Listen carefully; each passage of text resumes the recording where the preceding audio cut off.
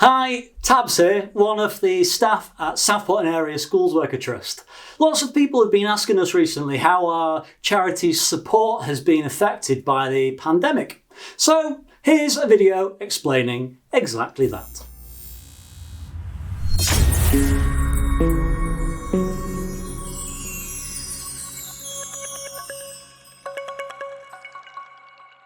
So if you stayed in touch with the work of our charity through the pandemic, you'll know we've probably been busier than ever.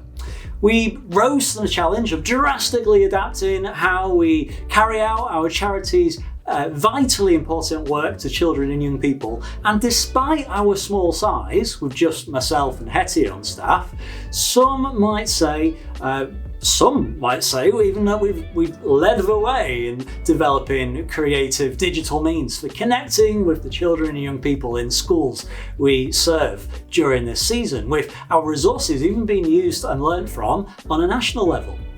Now, you may or may not have heard about Scripps Union engaging with a research piece a few years ago that suggested only 5% of children and young people in England connect with the local churches in their community. And since that research, we think we've observed those statistics worsen, particularly through the pandemic. However, as we connect with children and young people, we find glimmers of hope every day.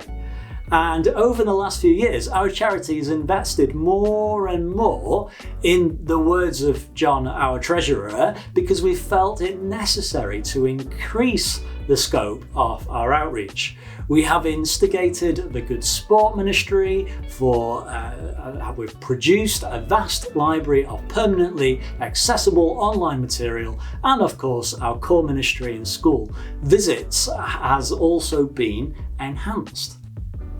This has been expensive. We have explored obtaining income from other sources and have been successful. Unfortunately, this type of income is usually provided as a single donation or for a limited time only. Those funds are coming to an end, and whereas we are constantly trying to obtain income through other means, they are unlikely to meet our needs permanently. It would be a great pity if we had to limit our ministry through lack of finance, but the hard fact is that we can no longer employ both Tabz and Hettie if our income does not improve. Our deficit this year is likely to be at least £8,000, and next year much higher.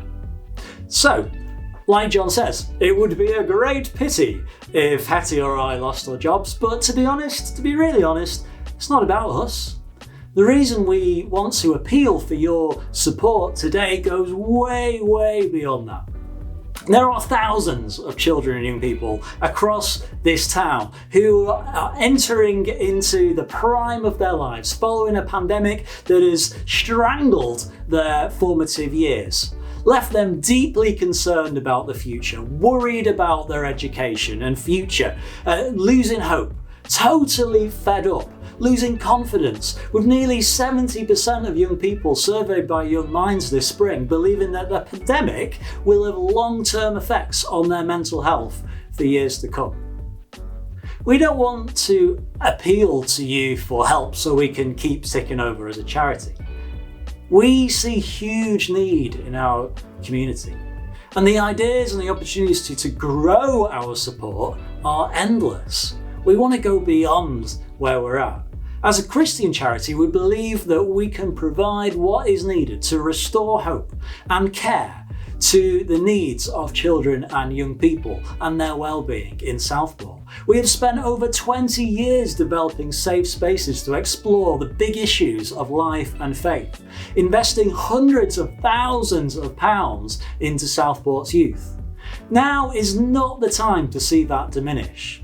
Now is the time to see that flourish, to press on to what Jesus has called us to.